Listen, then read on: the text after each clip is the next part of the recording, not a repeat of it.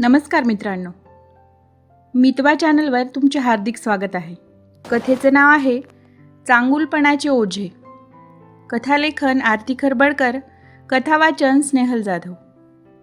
वैशाली, जरा लवकर कर ना, दादा बहिणीला भूक लागली असेल अगं. मीना आपल्या लहान जावेला म्हणाली. हो ताई, मी बस पोळ्या करते आता, मग लगेच जेवण वाढते. वैशाली कामाचा वेग वाढवत म्हणाली.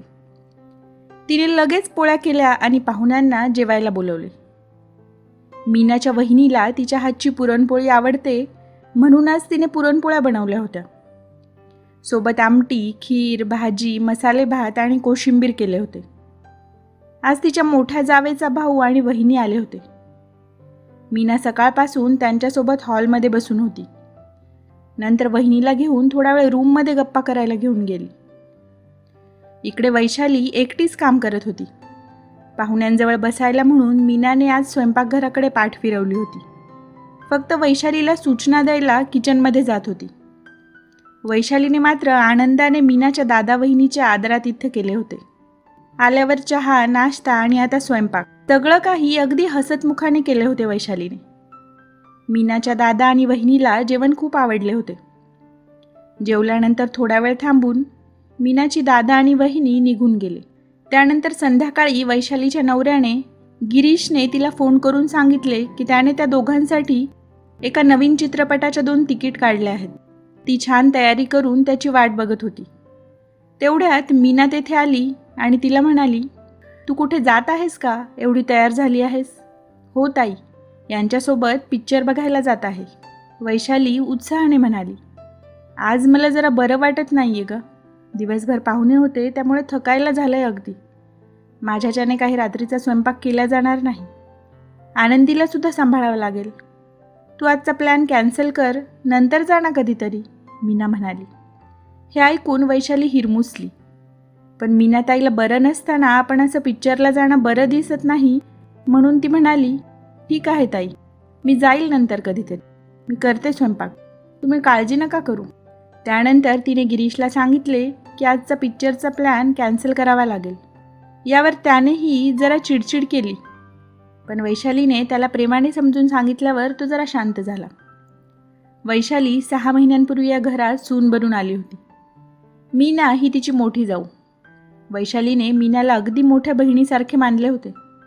ती प्रत्येक बाबतीत मीनाचा सल्ला घ्यायची, तिचा आदर करायची. तिने एखादे काम सांगितले तर मनापासून करायची. वैशाली घरात आल्यापासून मीनाला खूप आराम मिळाला होता. वैशाली स्वतःहून घरातील जास्तीत जास्त कामे उरकून घ्यायची. आनंदीची शाळेची तयारी करून तिला स्कूल बसपर्यंत सोडायला सुद्धा जायची. आनंदीची जबाबदारी तिने आनंदाने स्वीकारली होती. त्यामुळे मीना आता सकाळी आरामात उशिरा उठायची. सगळं काही व्यवस्थित सुरू होतं. दोघी एकमेकींसोबत गुण्यागोविंदाने राहत आहेत हे पाहून तिच्या सासूने सुद्धा घराची जबाबदारी दोघींवर सोपवून संसारातून लक्ष काढून घेतले होते. सगळं काही वरवर सुरळीत दिसत होतं. पण एके दिवशी असा एक प्रसंग घडला ज्याने बरंच काही बदललं. वैशालीची मोठी बहीण तिला भेटायला आली होती. बहिणीला पाहून वैशालीला खूप आनंद झाला. एकमेकींची विचारपूस आणि थोड्या गप्पा झाल्यावर वैशालीच्या लक्षात आलं की ताईला अजून तिने चहा नाश्ता दिला नाही. ती लगेच हॉलमधून स्वयंपाकघरात आली. गॅसवर चहा ठेवला आणि मीनाच्या रूममध्ये जाऊन मीनाला म्हणाली, ताई, माझी मोठी बहीण आली आहे. मी तिच्यासाठी चहा नाश्ता करून आणते, तोवर तुम्ही हॉलमध्ये त्यांच्याजवळ जाऊन बसता का? सासूबाईसुद्धा शेजारच्या काकूंसोबत दवाखान्यात गेल्या आहेत, नाहीतर त्यांना सांगितले असते. अगं, तुझी बहीण माझ्या फार ओळखीची नाही गं, मी काय बोलणार आहे तिच्याशी? त्यापेक्षा तूच जाऊन बस ना तिच्याजवळ, मीना जांभाई देत म्हणाली. मीनाताई असे काही बोलेल याची अपेक्षा नसलेल्या वैशालीला हे ऐकून जरा विचित्र वाटले.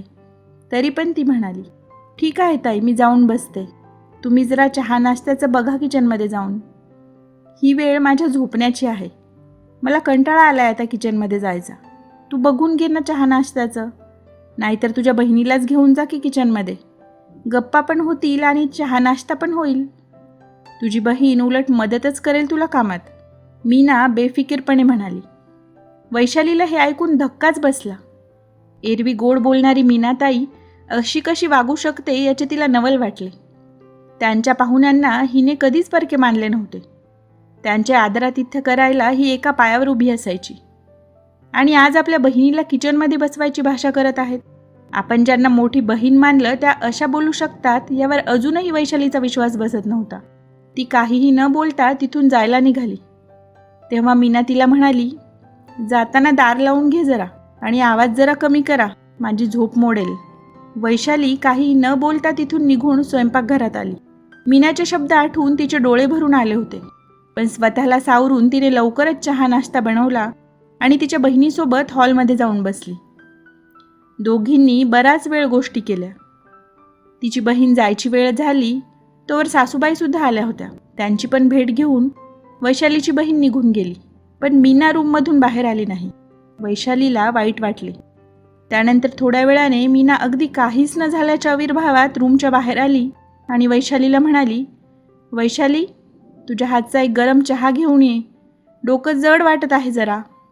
वैशालीला दुपारच्या त्यांच्या वागण्याने वाईट वाटले होते, पण तिने बोलून दाखवले नाही.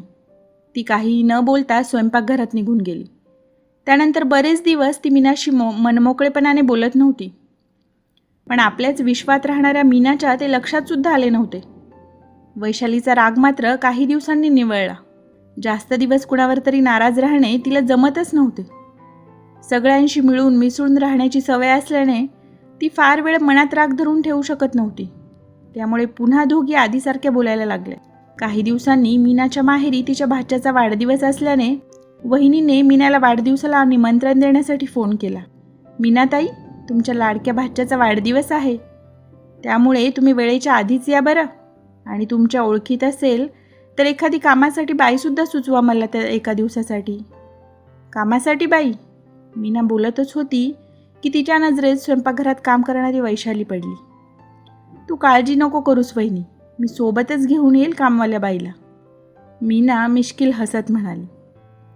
फोन कट करून मीना वैशालीजवळ गेली आणि तिला म्हणाली, माझ्या भाच्याचा वाढदिवस आहे वैशाली, आणि वहिनी खूप जास्त आग्रह करत आहे की वैशालीला पण घेऊन ये.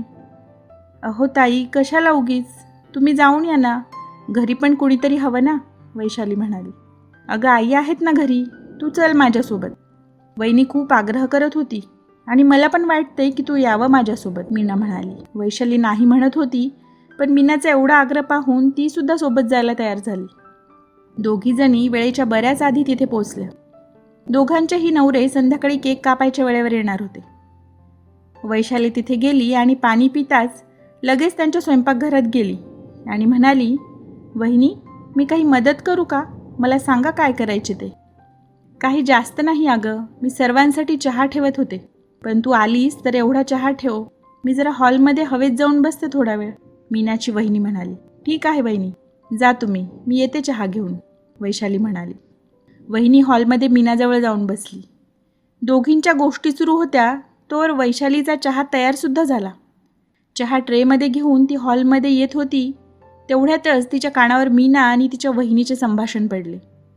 वंस, तुम्ही एकदम बरोबर बोलत होत्या की वैशाली आली की आपल्याला काही काम करायची गरजच पडणार नाही.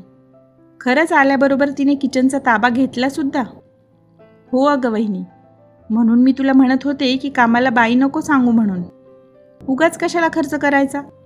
2 प्रेमाचे शब्द बोलले की 100 माणसांचं काम हसत करते ती, मीना म्हणाली.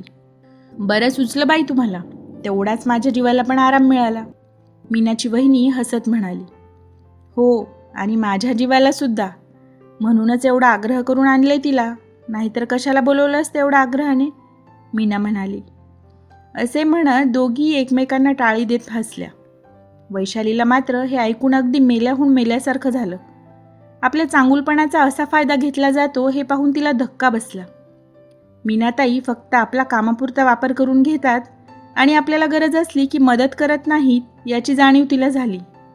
ती चहाचा ट्रे घेऊन त्या दोघींच्या समोर आली आणि म्हणाली, अच्छा, म्हणून कामाला बाई लावली नाही तर आज. तिचे बोलणे ऐकून दोघी एकमेकींकडे पाहू लागल्या. मग मीना तिला म्हणाली, अगं काय बोलतेस तू, मला काही कळत नाही आहे बघ. मी तुमचे सगळं बोलणं ऐकलं आहे ताई. मी तुमच्यावर मोठ्या बहिणीसारखं प्रेम केलं आणि तुम्ही माझ्या चांगुलपणाचा असा गैरफायदा घेतला.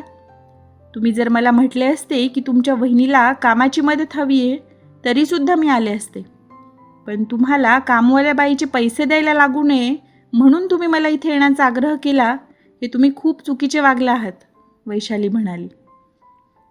अगं, तुझा काहीतरी गैरसमज होतोय बघ, आम्ही काहीतरी वेगळं बोलत होतो, मीनाची वहिनी म्हणाली. माझा काहीही गैरसमज झालेला नाही आहे. उलट आज माझा गैरसमज दूर झाला आहे. तुम्ही माझ्या बाबतीत असा विचार करत असाल याचा मी स्वप्नात देखील विचार केला नव्हता, वैशाली म्हणाली. अच्छा, असा काय वेगळा विचार केला गं मी तुझ्याबद्दल? तू खेड्यातली आहेस, तुला आहे सवय काम करायची, म्हणूनच आणलंय तुला इथे. घरी पण करतेसच ना. काय झालं माझ्या वहिनीच्या घरी थोडं काम करायला? तुमच्या घरी कामवाल्या बायका परवडत नाहीत म्हणून तुम्हाला एवढं काम करायची सवयच असते. आम्हाला कधी गरज पडत नव्हती एवढं काम करायची, म्हणून आम्हाला सवय नाही. त्यामुळे एवढे नखरे दाखवायचे काही काम नाही. मीना उलट तिलाच म्हणाली, मला कामाची सवय आहे म्हणून मी प्रत्येक ठिकाणी जाऊन कामं केली पाहिजेत असं काही नाही आहे. आणि माझं माहेर खेड्यात आहे म्हणजे आम्ही खूप गरीब आहोत असं नाही आहे. तुमच्या भावाच्या घराच्या 4 पट मोठं घर आहे आमचं गावात. फक्त आमच्या कुटुंबातल्या लोकांची काम करणं ही आमची प्रेम व्यक्त करण्याची एक पद्धत आहे. पण तुम्ही तर त्याचा चक्क फायदा घ्यायला निघालात, वैशाली म्हणाली. त्यानंतर तिने तिची पर्स उघडली. त्यातून मीनाच्या भाच्यासाठी आणलेलं गिफ्ट काढून मीनाच्या वहिनीच्या हातात दिलं आणि म्हणाली, मला इथे बोलवल्याबद्दल धन्यवाद, पण आता निघते मी, असं म्हणून ती आपली पर्स घेऊन निघालीसुद्धा. या दोघी तिला जाताना नुसत्या पाहत उभ्या होत्या. तिला थांबवण्याची या दोघींची हिंमतही नव्हती. बाहेर गेल्यावर तिने तिच्या नवऱ्याला फोन लावला आणि म्हणाली, अहो, तुम्हाला माझ्यासोबत मूवी बघायला जायचं होतं ना, आता तिकीट उपलब्ध असेल तर जाऊयात ना. वा, आज वेळ मिळाला तर बाईसाहेबांना, मी बघतो तिकीट मिळतंय का ते, असे म्हणत त्याने तिकीट चेक केले तर तिकीट उपलब्ध होते. त्यानंतर ते दोघेही शांतपणे चित्रपट पाहायला गेले. त्यानंतर रात्री बाहेरून जेवूनच घरी परतले. मीना घरी आली होती, पण वैशाली तिच्याशी न बोलता सरळ आपल्या रूममध्ये गेली. दुसऱ्या दिवशी सकाळी आनंदीची शाळा होती, पण वैशाली मात्र आरामात झोपून होती. शेवटी मीना झोपेतून उठली आणि आनंदीची शाळेची तयारी करायला लागली. कामांची सवय नसल्याने तिची खूप चिडचिड होत होती, पण तिला जाणीव मात्र झाली होती की वैशाली पुन्हा तिच्या गोड बोलण्यात येणार नाही. आज वैशालीच्या डोक्यावरचं चांगुलपणाचं ओझं जरा कमी झालं होतं. आजपासून ती इतरांच्या आधी स्वतःचा विचार करणार होती. आपल्याही आयुष्यात असं बरेचदा घडतं. समोरच्याला काय वाटेल, समोरच्याचे मन दुखावेल याचा विचार करत आपण स्वतःचा कधी विचारच करत नाही. इतरांसाठी निस्वार्थीपणानं काहीतरी करतो, पण समोरचा मात्र स्वतःच्या स्वार्थासाठी आपला वापर करून घेतो. तुमच्याही आयुष्यात असे कधी घडले आहे का? तुमचा अनुभव आमच्याशी नक्की शेअर करा. वैशालीची कथा तुम्हाला कशी वाटली ते सुद्धा नक्की कळवा. पुन्हा भेटूया एका नवीन कथेसह.